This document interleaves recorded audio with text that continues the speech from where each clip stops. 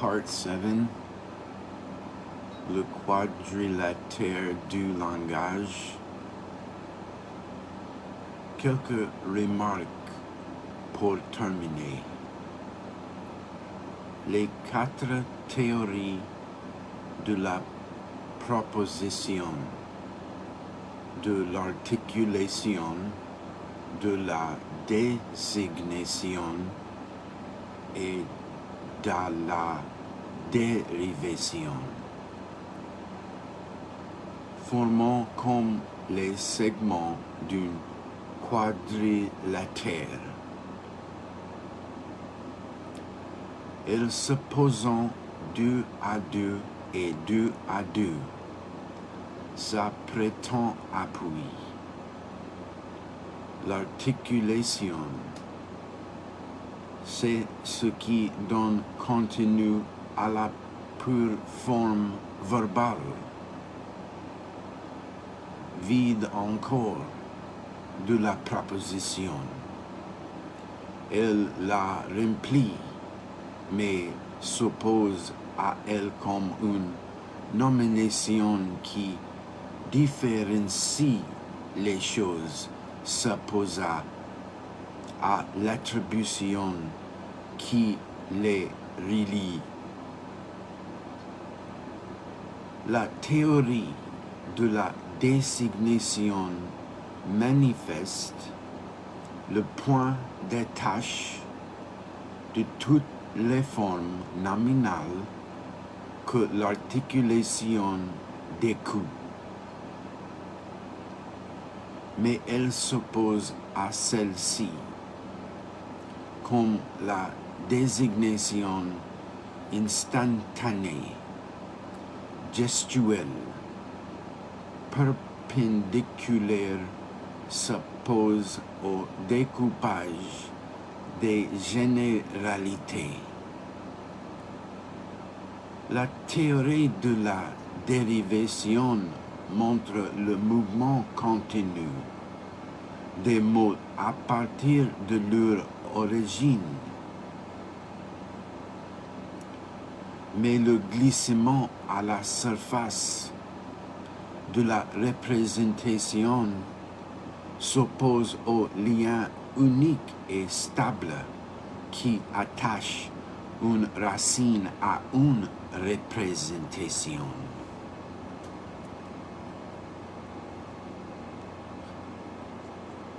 Enfin, la dérivation fait retour à la proposition, puisque sont elle la désignation demeurer repliée sur soi et ne pourrait pas acquérir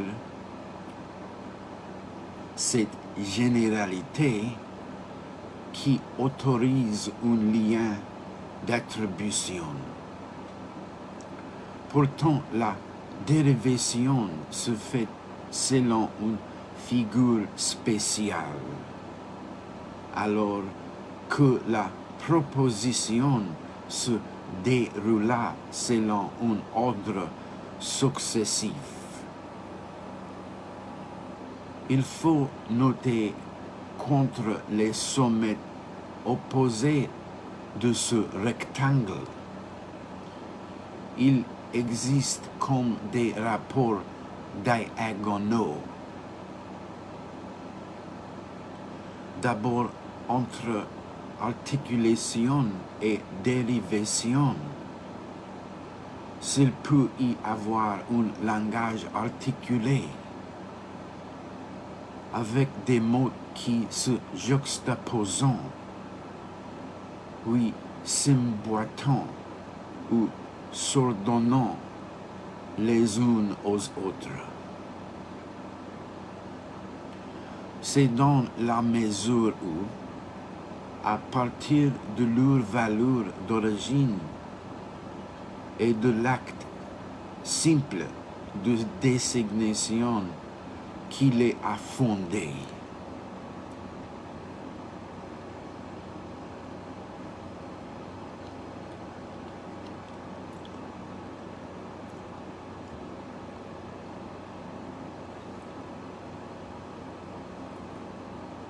les mots n'ont cessé de dériver, acquérant une extinction variable. De là un axe qui traverse tout le quadrilatère du langage. C'est le long de cette ligne que se fixe l'état d'une langue. Ses capacités d'articulation sont prescrites par le point de dérivation auquel elle est parvenue.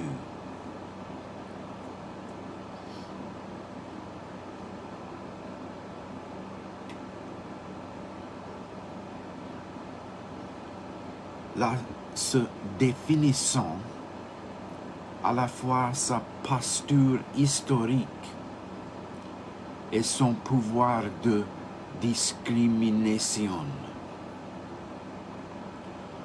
L'autre diagonale va de la proposition à l'origine, c'est-à-dire de l'affirmation enveloppée en tout acte de juger à la désignation impliquée par tout l'acte de nommer. C'est le long de cet axe que s'établit le rapport des mots à ce qu'ils représentent. Il apparaît là que les mots ne descendent jamais que l'être de la représentation, mais qu'ils nomment toujours quelque chose de représenté. La première diagonale marque le progrès du langage dans son pouvoir de spécification. La seconde, l'enroulement indéfini du langage et de la représentation. Le dédoublement qui fait que le signe verbal représente toujours une représentation. Sur cette dernière ligne, le mot fonctionna comme substitut, avec son pouvoir de représenter. Sur la première, comme élément, avec son pouvoir de composer et de décomposer.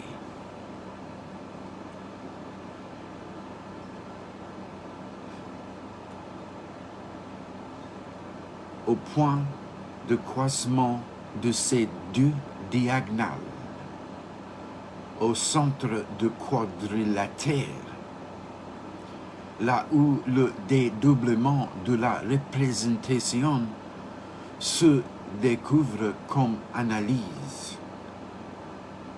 et où le substitut a pouvoir de répartir. Là où se logeant par conséquent la possibilité et le principe d'une taxinomie générale de la représentation. Il y a le nom. Nommer, c'est tout à la fois donner la représentation verbale d'une représentation et la placer dans un tableau général.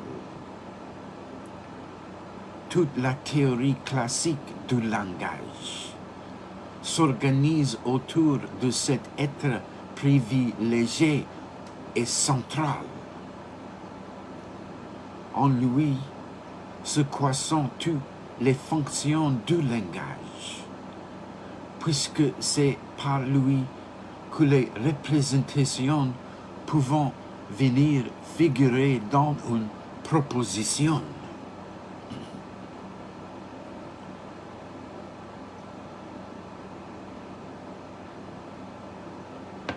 C'est donc par lui aussi que le discours s'articule sur la connaissance. Bien entendu, seul le jugement peut être vrai ou faux. Mais si tous les noms étaient exacts, si l'analyse sur laquelle ils reposent avait été parfaitement réfléchie, si la langue était bien faite, il n'y aurait aucune difficulté à prononcer des jugements vrais. Et l'erreur, dans le cas où elle se produirait, serait aussi facile à déceler et aussi évidente que dans un calcul algébrique. Mais l'imperfection de l'analyse et tous les glissements de la dérivation ont imposé des noms à des analyses, à des abstractions ou à des combinaisons illégitimes. Ce qui serait sans inconvénient, comme de prêter un nom au monstre de la fable. Si les mots ne sont donnés comme représentation d'une représentation, si bien qu'on ne peut penser un mot aussi abstrait, général et vide qu'il soit, sans affirmer la possibilité de ce qu'il représente. C'est pourquoi, au milieu du quadrilatère du langage, le nom apparaît à la fois comme le point vers lequel convergent toutes les structures de la langue. Il est sa figure la plus intime, la mieux protégée, le pur résultat intérieur de toutes ses conventions, de toutes ses règles, de toute son histoire. Et comme le point à partir duquel tout le langage peut entrer dans un rapport à la vérité d'où il sera jugé. Et comme le point à partir duquel tout le langage peut entrer dans un rapport à la vérité d'où il sera jugé. Là, ce n'est toute l'expérience classique du langage. Le caractère réversible de l'analyse grammaticale qui est d'une seule tenante. Science et prescription, étude des mots et règles pour les bâtir, les utiliser, les réformer dans leur fonction représentative. Le nominalisme fondamental de la philosophie depuis Hobbes jusqu'à l'idéologie, nominalisme qui n'est pas séparable d'une critique du langage et de toute cette méfiance à l'égard du mot général et abstrait qu'on trouve chez Malebranche, chez Berkeley, chez Condillac et chez Hume, la grande utopie d'un langage parfaitement transparent où les choses elles-mêmes seraient nommées sans brouillage, soit par un système totalement arbitraire, mais exactement réfléchi, langue artificiel, soit par un langage si naturel qu'il traduirait la pensée comme le visage quand il exprime une passion. C'est de ce langage fait de signes immédiats que Rousseau a rêvé aux premières de ses dialogues. On peut dire que c'est le nom qui organise tous les discours classiques. Parler ou écrire, ce n'est pas dire les choses ou exprimer, ce n'est pas jouer avec le langage. C'est s'acheminer vers l'acte souverain de nomination,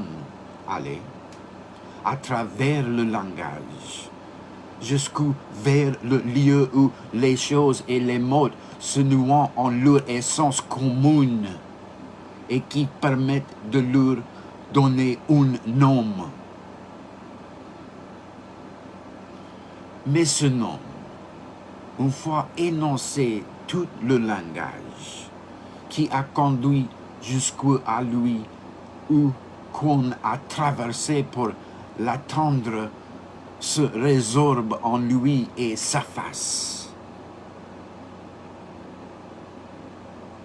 de sorte qu'en son essence profonde, le discours classique tend toujours à cette limite.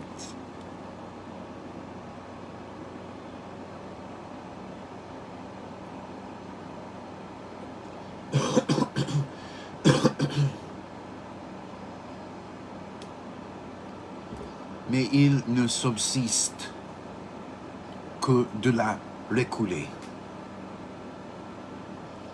Il chemine dans le suspense sans cesse maintenu du nom. C'est pourquoi, dans sa possibilité même, il est lié à la rhétorique, c'est-à-dire à tout cet espace qui entoure le nom, le fait osciller autour de ce qu'il représente, les apparaître les éléments ou le voisinage ou les analogues de ce qu'il nomme.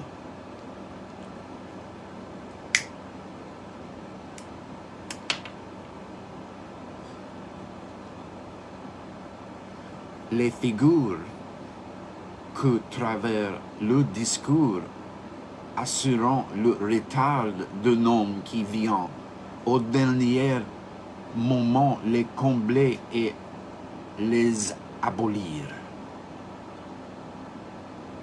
Le nom, c'est le terme du discours. Et peut-être toute la littérature classique se loge-t-elle en cet espace, dans ce mouvement pour attendre un nom toujours redoutable parce qu'il tue, en l'épuisant, la possibilité de parler.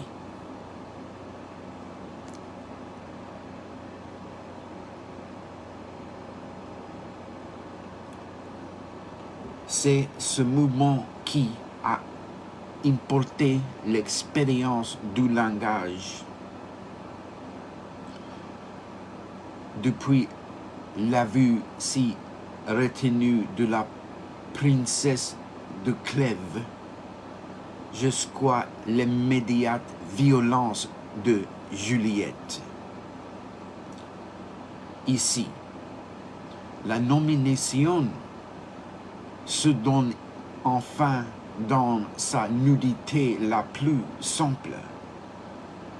et les figures de la rhétorique qui, jusqu'alors la tenaient en suspens, basculant en devenant les figures indéfinies du désir, que les mêmes noms toujours répétés s'épuisant à parcourir sans qu'il leur soit jamais donné d'en atteindre la limite.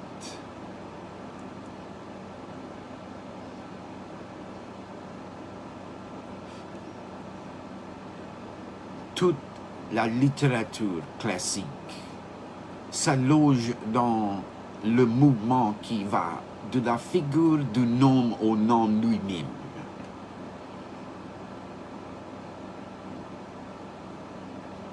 Passant de la tâche de nommer encore la même chose par de nouvelles figures, c'est la préciosité, à celle de nommer par des mots enfin justes, ce qui ne l'a jamais été ou est démuré ensommé dans les plis de mots lointains. Tels ces secrets de l'âme, ces impressions nées à la limite des choses et du corps pour lesquels le langage de la cinquième promenade se rend spontanément limpide.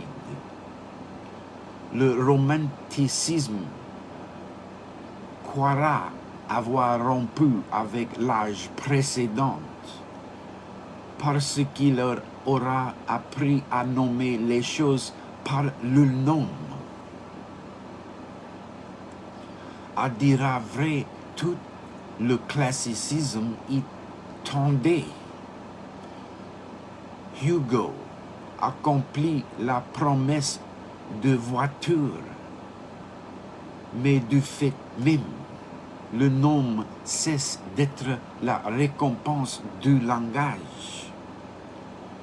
Il en devient l'énigmatique matière, le seul moment intolérable et longtemps enfoui dans le secret,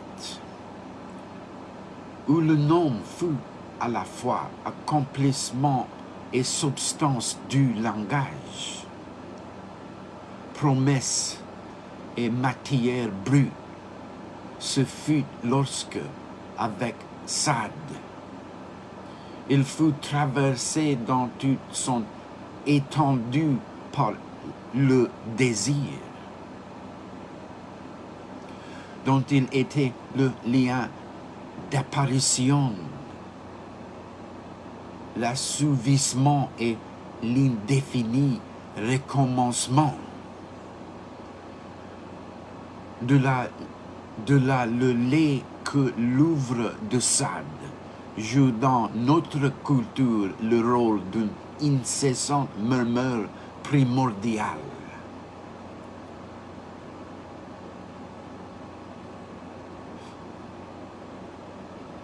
Avec cette violence du nom enfin prononcé pour lui-même, le langage émerge dans sa brutalité de choses.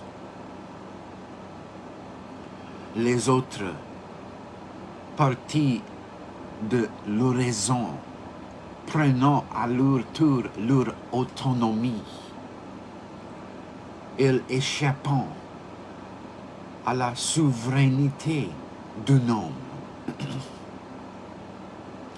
cessant de former autour de lui une ronde accessoire d'ornement. Et puisqu'il n'y a plus de beauté singulière à retenir, le langage autour est du bord de nom, à lui faire montrer ce qu'il ne dit pas. Il y aura un discours non discursif dont le rôle sera de manifester le langage en son être brut.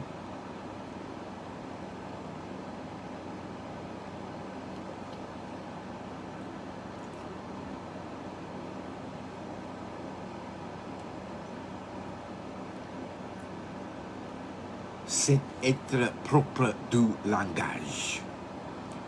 C'est ce que le 19e siècle appellera le verbe par opposition au verbe des classiques dont la fonction est d'épingler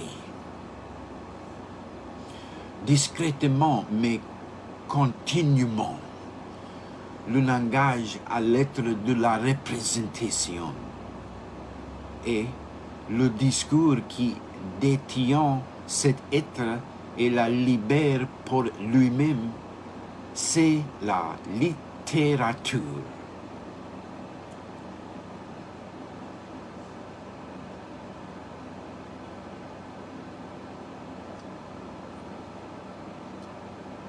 Autour de ces privilèges classiques du nombre,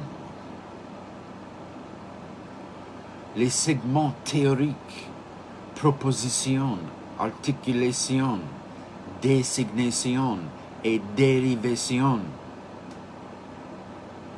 définissant la bordure de ce qui fut alors l'expérience du langage.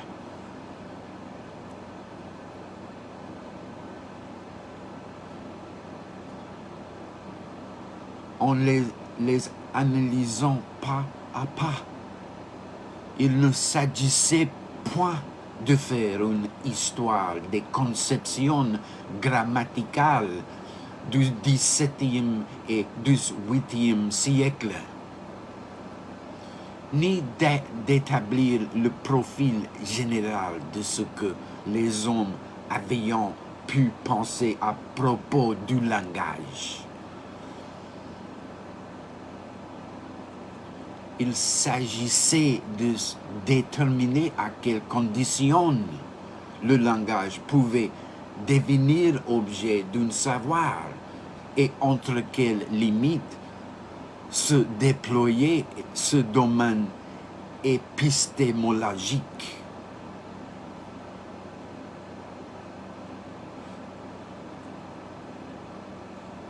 Non pas calculer le dénominateur commun des opinions, mais définir à partir de quoi il était possible qu'il eût des opinions, telles ou telles, sur le langage. C'est pourquoi ce rectangle dessine une périphérie plus qu'une figure intérieure. Et il montre comment le langage s'enchevêtre avec ce qui lui est extérieur et indispensable. On a vu qu'il n'y avait langage que par la vertu de la proposition, sans la présence, au moins implicite, du verbe être et du rapport d'attribution qu'il autorise. Ce n'est pas à du langage qu'on aurait affaire, mais à des signes comme les autres.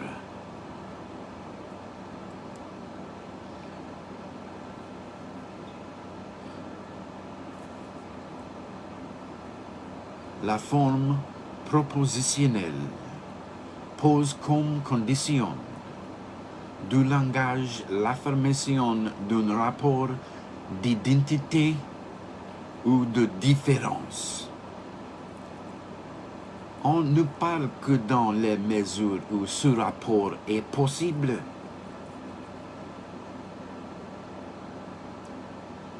Mais les trois autres segments théoriques enveloppant une toute autre exigence. Pour qu'il y ait dérivation des mots à partir de leur origine, pour qu'il y ait déjà appartenance originaire d'une racine à sa signification, pour qu'il y ait enfin de découpage articulé des représentations. Il faut qu'il y ait de l'expérience la plus immédiate. Une rumeur analogique des choses, des ressemblances qui se donnent d'entrée de jeu. Si tout était